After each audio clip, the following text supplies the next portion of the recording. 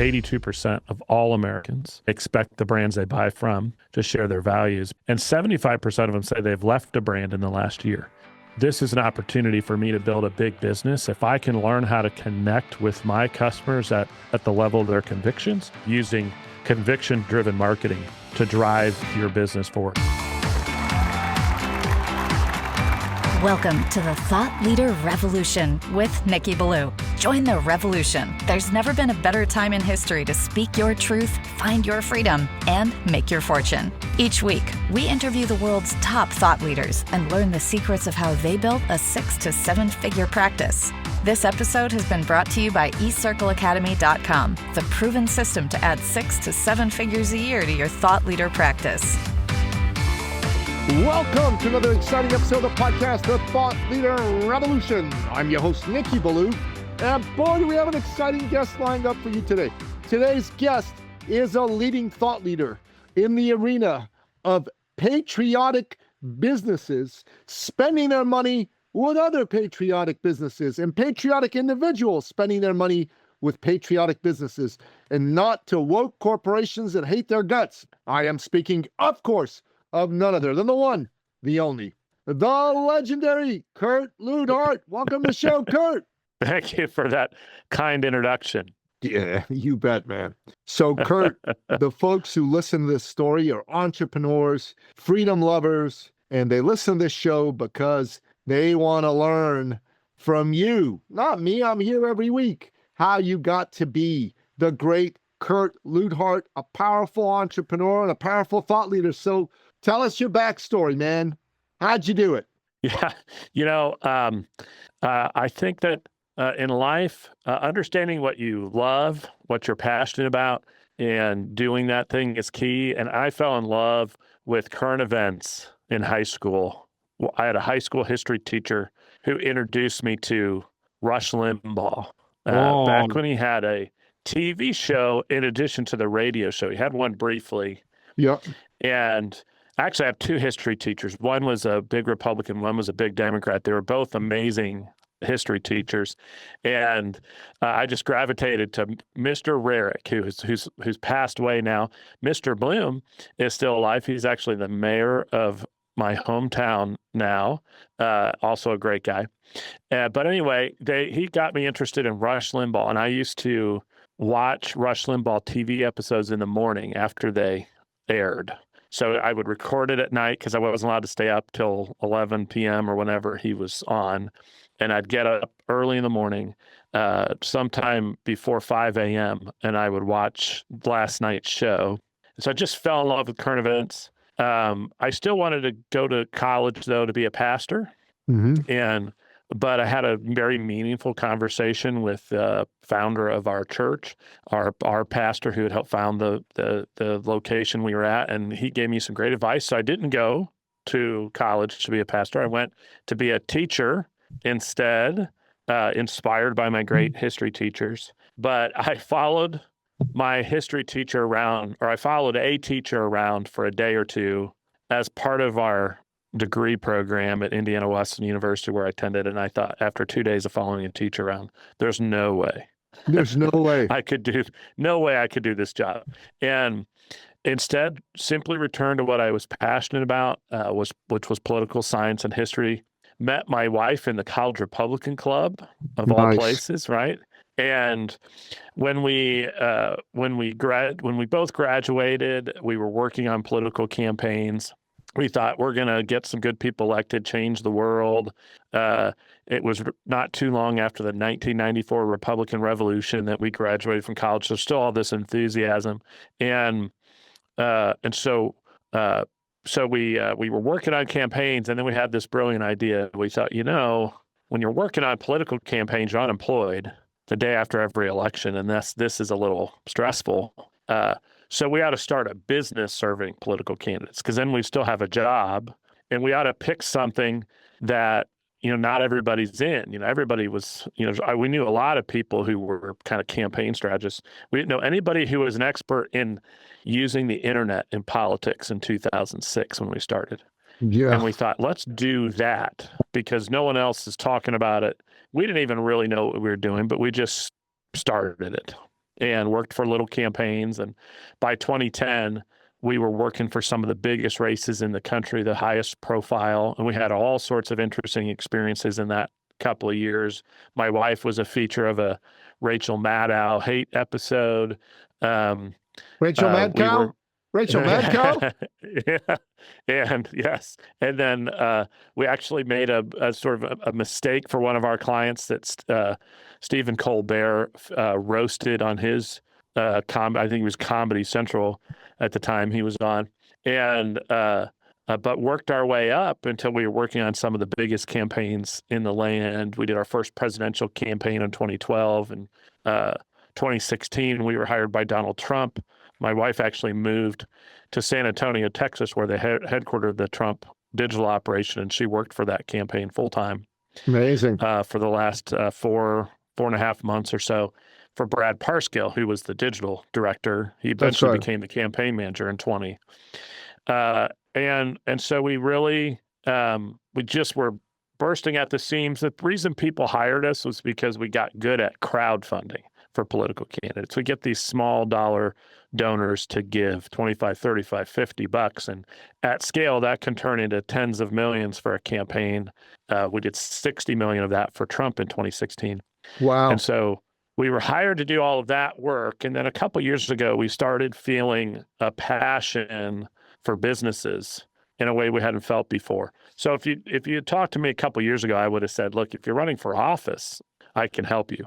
But if you're not, there's nothing we can do. It's not what we do. We do campaigns for a living. And we started thinking a couple of years ago, we should do some business work. And it's been an interesting journey since then. God works in mysterious ways. He does. The pathway to get to here from there has not been linear. We had our own idea. We thought about exiting the business entirely and starting something new, and that was going to be our plan, and that didn't work out. Then we were going to do one thing and didn't seem to make sense. And what we've really grown to have a greater burden for is the idea that Christian business owners in particular, but definitely Christian and conservative or patriotic business owners, ought to be prospering together. We ought to be supporting each other, not just business to business, but consumer to business, as you referenced earlier. Yep. One of the easiest ways a great American can help America stay great is to spend their money with people who share their values instead of funding the other side. And you referenced that earlier, and you're absolutely right. Like, why give money to businesses that don't share your values? And it's a way you can help do good without spending an extra penny. You already need to buy phone service, wireless service. Why use Verizon when you can use Patriot Mobile or Pure Talk Wireless? Why buy Pampers and Huggies, who fund Planned Parenthood, by the way, when you can buy Every Life diapers? Why shop at Amazon when you can shop at Mammoth Nation or One Bison or MadeInUSA.com or Public Square? And that's something we've become increasingly passionate about. But I can go on and on and on, Nikki, but I'll pause my story there for a second. Well, I got excited about this space back in 2021. I wrote this book with Wayne Allen Root called The Great Patriot Protest and Boycott Book. This book is a list of 116 woke companies to boycott.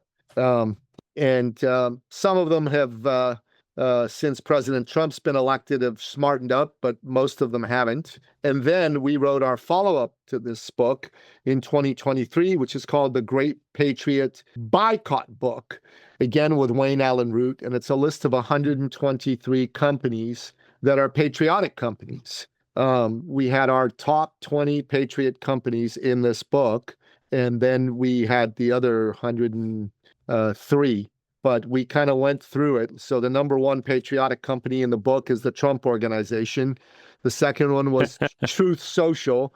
Then there was My Pillow. Then the GreatPatriotStore.com, In-N-Out Burgers, Hobby Lobby, Getter, Real America's Voice TV, Bass Pro Shops, Chick-fil-A, Rumble, Goya Foods, Interstate Batteries, The Epic Times, the UFC, Point Bridge Capital, LL Bean, Emerson Knives, First Form, and Give, Send, Go. Those were our top 20 companies in there. So this is a subject that's near and dear to my heart, because if you're a patriot, you don't want to be funding the bad guys. And the truth of the matter is that the forces of evil and darkness are out there. They have been licking their wounds, but they may be down, but they're definitely not out. And one of the things that we can do, all of us, is spend money with patriotic companies, support the patriotic business ecosystem. But you've become one of the leading lights of that world. Yeah, Talk to me about that, if you don't mind. Yeah, so here's what we talk about that's a little different than what you're talking about, which is if you're a business owner right now and you're saying to yourself, man, I am the best kept secret out there. I've got a great product. I've got a great service. Nobody knows about me. Or, hey, I'm having a hard time differentiating between my widget, the next guy's widget, or my company, the next guy's company. Or I've tried everything. I've done every Facebook hack out there. I've gone every ClickFunnels seminar. I've done webinars. I've done net-to-nars. I've done whatever the guru of the day is pitching, and nothing's working. I would challenge you to look at the idea that consumers of all stripes, patriotic or not, are now looking at brands and saying they want their brand to match their values. According to Harris polling, 82% of all Americans are now saying they expect the brands they buy for to share their values, buy from. And 75% of them say they've left a brand in the last year. Now, you can look at this as a boycott or a boycott, or you can look at it as a business owner and say, hey, this is an opportunity. This is an opportunity for me to build a big business. If I can learn how to connect with my customers at the level of their convictions. So we talk about the concept of using conviction-driven marketing to drive your business forward. How can you learn to intelligently talk about your convictions to attract the right customer and build loyalty in a really cool way? And I think that's a better solution to some of the problems I see from business owners who are just struggling to generate revenue than going out there and finding some tactical Band-Aid. Like, we figured out how to make Facebook ads work for 60 days and they stopped working. Now we're back to square one.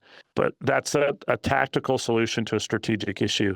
And I think understanding how to use convictions to your advantage as a business is a great strategic advantage. I wholeheartedly agree. And you've taken what we talked about and brought it into the world of consulting for businesses. But our books talk about that. We talk about the fact that as Americans, and honestly, Canadians or anybody in the Western world, the smartest thing for you to do is have the businesses you patronize align with your values. And frankly, in my business, I work with clients who align with my values. I won't work with broke clients. God bless them. I wish them well, but I won't work with them. I want to work with people who share my values and who believe in freedom, who believe in Western civilization, who believe in God. That's important to me. And it's my opinion that if you're a smart business owner looking at what your value set is and authentically sharing it out there is a powerful way to grow your business. And that's really what you're saying, unless I'm missing something. Yeah, absolutely. When we partnered with Eyes Over Technologies to do a nationwide survey of American consumers and develop a model, because we were kind of curious, how many people are we talking about here who might be willing to incur a little inconvenience even to buy from a Christian or a conservative brand?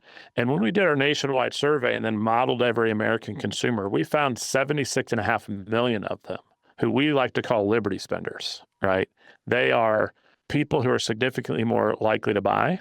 Yep. And to your point, Nikki, those are the kinds of consumers you really want for your brand. You want customers who believe in you and who you are, who are loyal to you a little bit through the thick and thin, who, if your prices have to go up a little bit, aren't running for the hills because they believe in what you're doing, not just in the fact that you're delivering them a widget for 5% cheaper than the next guy.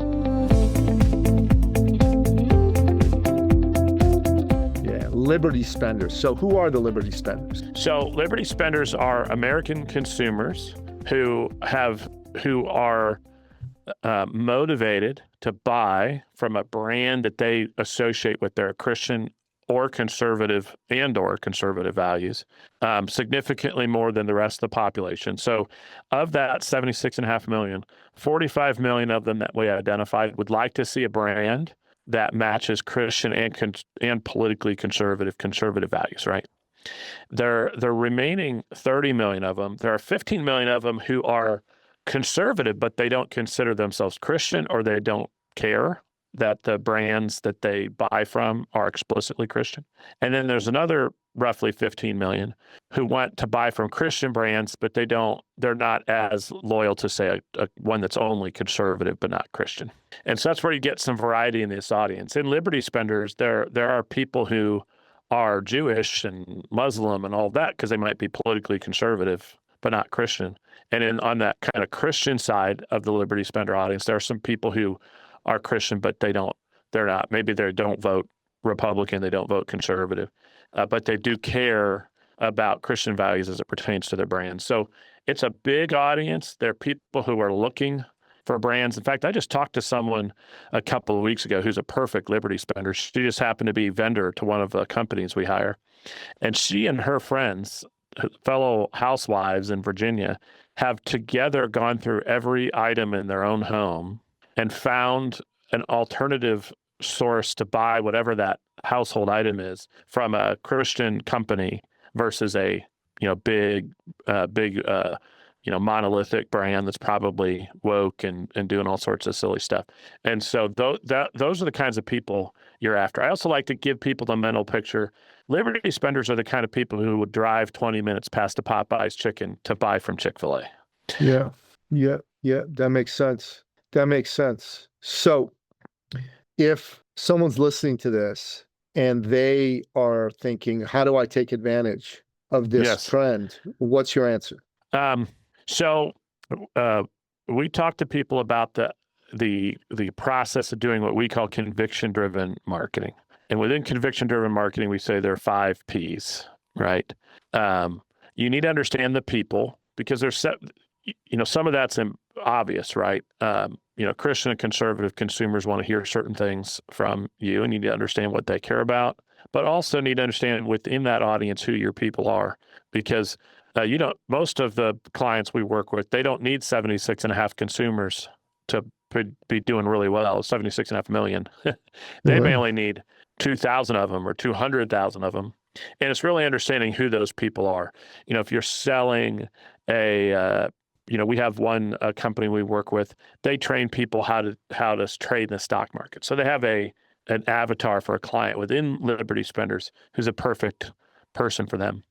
Right. And so understanding the people, getting your positioning right, there are a lot of different ways to do this. Even if you think even about some, 2 of the companies you mentioned on your list of top patriotic companies, even if we wanted to roll in In-N-Out Burger, right? So you have Chick-fil-A, which would be known by most Americans as a patriotic business. They have not put in their marketing in any place anything that says that, right? Their marketing are 2 cows on a billboard saying, "Eat more chicken," right? Yeah. But their subtlety in the way they run their business is very pro-family. They're closed on Sundays. But even in my Greenwood store here for Chick-fil-A, if you happen to forget it's Sunday and you go there and you walk up to the door, which I have done on a Sunday without paying attention, and the door doesn't say they're closed for the Sabbath. It says they're closed to give their employees a day of rest and a day off to recharge, something like that. So there's nothing explicitly religious in how they talk about themselves publicly. But people have figured it out. The owners, the Cathys, have spoken about their faith quite a bit, but it's not explicit. Now, and so I would call that more of an issue-based strategy for approaching this market. They're closed on Sundays. They have a very pro-family restaurant in the way they operate, but there's nothing really out front there. Now, take Hobby Lobby in contrast. Hobby Lobby runs ads every year around Easter and Christmas with Jesus in it. In the newspapers, right? So there's no question that they are a Christian company. You can't walk into a Hobby Lobby without noticing everything at the counter is religious in nature. And so they're 2 very different approaches, how to position yourself in the market. In and out's kind of somewhere in between. Again, it's not super explicit, but if you look on their fry containers, they have scripture on it, little verses. So there are different approaches to how you talk about your convictions in the market. So getting that positioning right is key, and it needs to be authentic to who you are. Patriot Mobile, their slogan is America's only Christian and conservative wireless company, right? So it's a very sort of in your face. So understanding the people, understanding your positioning is the second thing I tell people to think about. The third is how do you put all that in a good, passionate story about who you are and why you do what you do. And the good ones get this right. Every Liberty spender is absolutely flooded with marketing messages all day long. And to stand out, you really have to help them understand what motivates you, what your origin story is about, what's the cause that gets you up every day.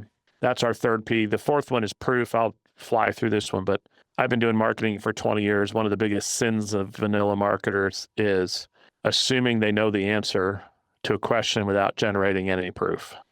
And we're a big believer in testing what you're doing before you really spend a bunch of money on it. And then the fifth thing is really what we spend a lot of time on in our book, which is how do you roll out a product in this market? And what I love about Liberty Spenders, there's so many great ways to do that. There's so many great events you can support or advertise at. There's so much great conservative and Christian media. There's great influencers, all kinds of stuff you can partner with if you want to roll out. So we outline this kind of 5P strategy in our book, which anybody can get.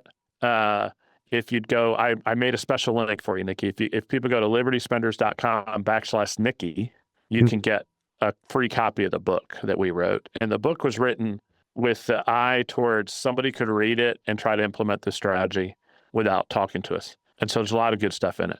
Right on. I like the 5Ps. I think it's very powerful. There's a lot of things encompassed in the 5Ps that we talk about in our business for our clients. We talk about know who your ideal client is, know why they're coming to see you, what's their pain point. You got to position yourself properly, authentically. You got to be real. Don't put on a fake mask like fake news. You need, like you said, a passionate story. You need a strong origin story. You need to talk about your why. You need to and you need to have something real to put out into the marketplace. So I like what you're talking about. So how can this apply to like high tickets service programs like my own? Because like I'm not selling, a $10 chicken sandwich, right? I'm selling maybe a $10,000 business program or a $50,000 business program. So how does this apply to someone like me? And I don't need 75 million clients. Right. Like if we have 2,000 clients, we're happier than we could possibly be. Yeah. You probably have a hard time keeping up with them. I tell folks that it's almost more important in high ticket sales. And if people do get if people do get a copy of my book, there's a chapter missing I should have written. And now that it's been a year, if I were to edit the book, I'd add a chapter on the concept of trust. And what we're dealing with right now in society as a whole, and certainly in marketing, is we're dealing with a crisis of trust. First of all, we don't know who to believe about anything.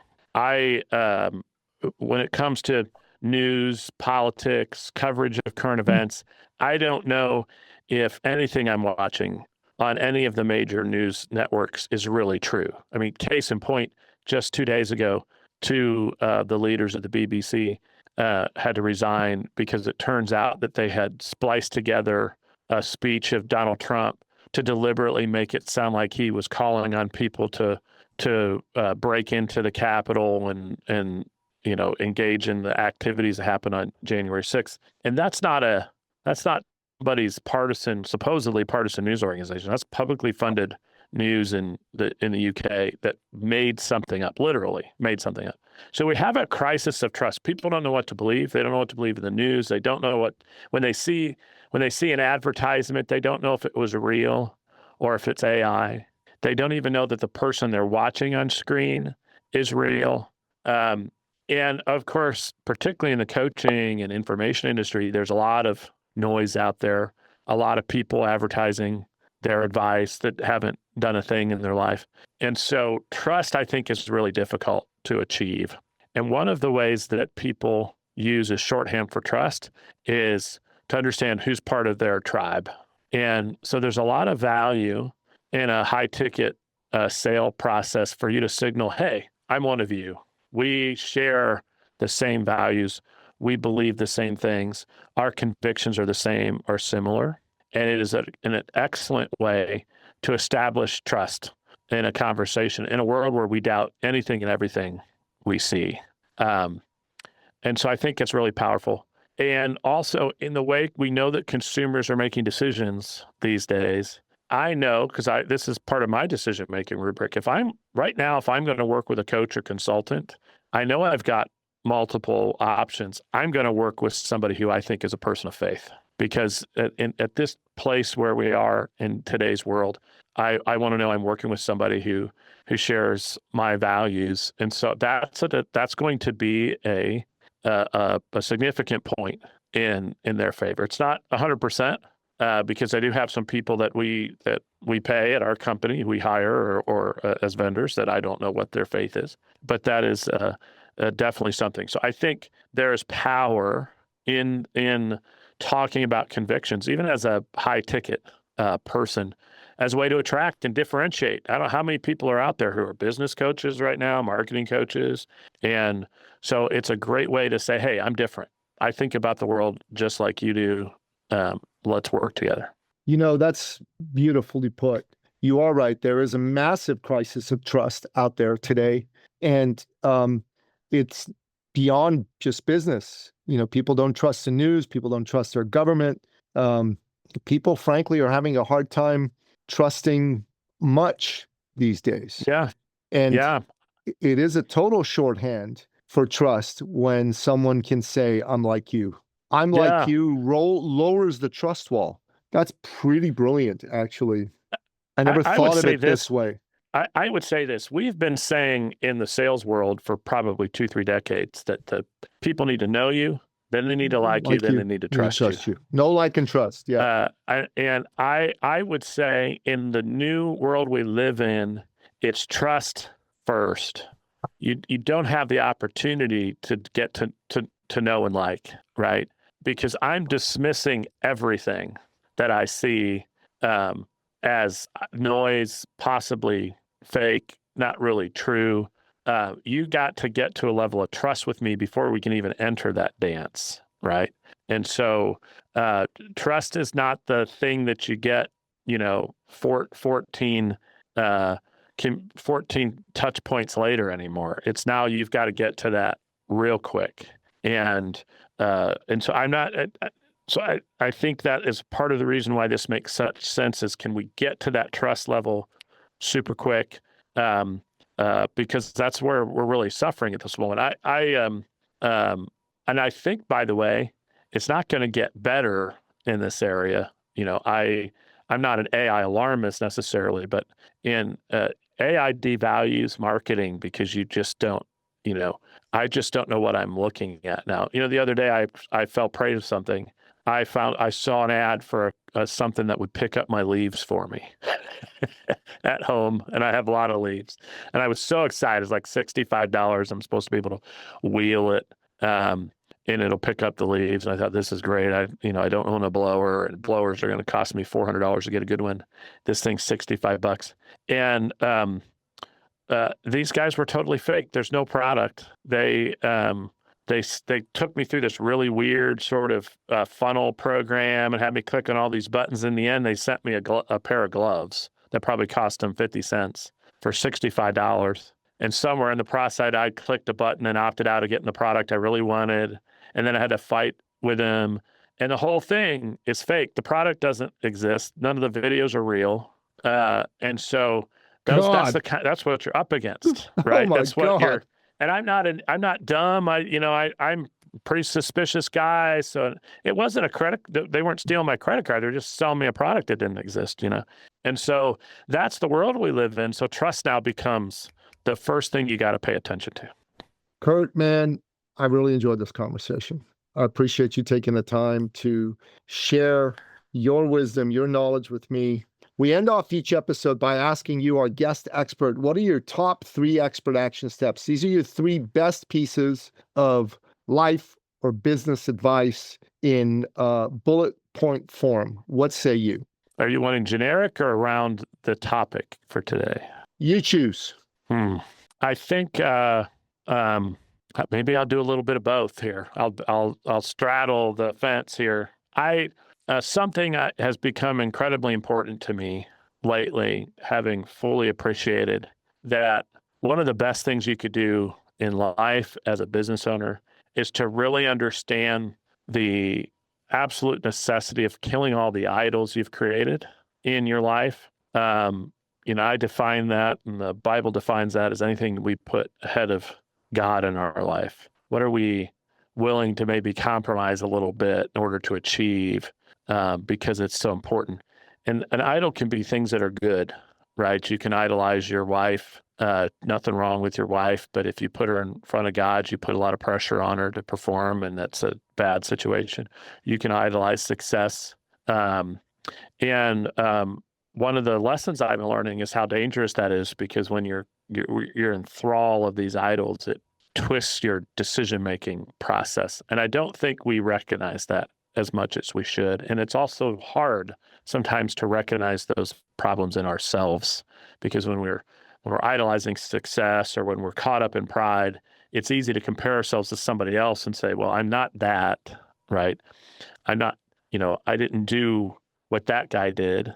And then lose sight of the fact that we're dealing with some of the same idols in our lives, and it's causing us to make decisions. The great Keith Cunningham, who teaches with Tony Robbins, says that the best, some of our best, most of us think the opportunity we missed is what would, if we were able to roll that back, is what would give us benefit. But the reality is it's usually rolling back the 1 or 2 really crappy decisions we made.